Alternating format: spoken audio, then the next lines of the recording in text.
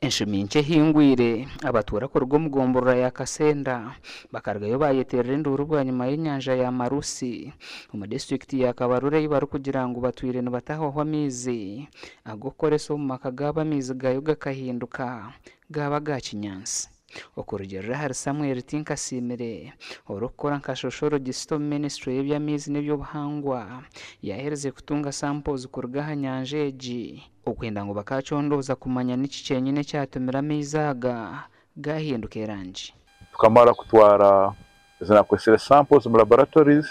kandi usumbu talwahara ntujya kutunga ibinyakurugiremo kandi sobole kwabura abantu no kusobora habwaki amazigano gahindukire so okuseruza cyali mu laboratory results zikabiro okurugera abatura bino kutina ngo amizaga gabasa kubaretera indwara kandi ngo bwa hatu babasize kugatunga mu indwara zitari zimwe na zimwe ezirumwe kirukano okuzimbenda otiriho no mubiri kubarya baheza kunaba mizaga ito kamisota and environment bine kitongole cya Albert Water Management Zone kandi umurimo gwacyo kikara nikihondereza amaizi omuburungi bwago no mbunyi bwabo cyakete nabweke tulenga kukondera ebisaru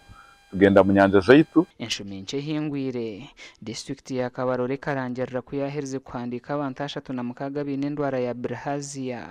obwaka kumweru kataha nyanjeji kuba ni yerugirire hendwareji nakwadwezinga abantu ngo amaizi gano baleke kugakozesa rundi garubatamu kya government we authority itaba kugwito baramara kutugambira kicyo gukora na amaizi yabo babatura nabagira ngo yihiriwe cyamizo mu nyanjeji kuhinduka gakabaga kinyansi nese bwira mizi gayo gatandika kubera nkagarya hamahega nigabira nk'ishitagata gatero shanga nigabirira kino wabajyo mu rugudo hari no gahura gamara kuzagaze muke kintu kigajumbukwe gabire kagari kubira nkoro kure hotekereki oyebuza agashitari shitagata kanenyansha katayiri nunji ecyagikora bote niki ngira namazima itwa abantu ba Kasenda Nyabweya turimo kutinirira munonga kandi noreba geherire ibintu bingi gariho isomero secondary primary turimo twebuse kikwenda kure two mu nyanje jo yaberaje kurugamu kendi kuvura bundo mu rukaka tukashangaga tuyibundi gaya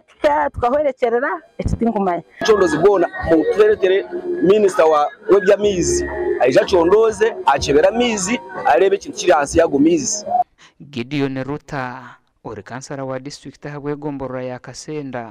nagira ngo government inekura kuseho kucondozo ku enyanje takabahindukira mino ga ruguru hari umuriro ko hasi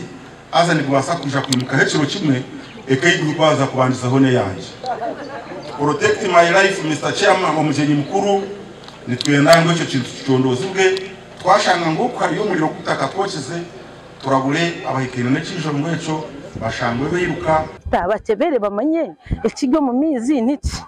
ago kuba twino kutinirira munonga kandi nikikozesibwa ebintu binja ko hariho rugudo no twara abantu bingi no libisomero nanka secondary St Paulo primary Nyabweya primary school zona zihirire nkahe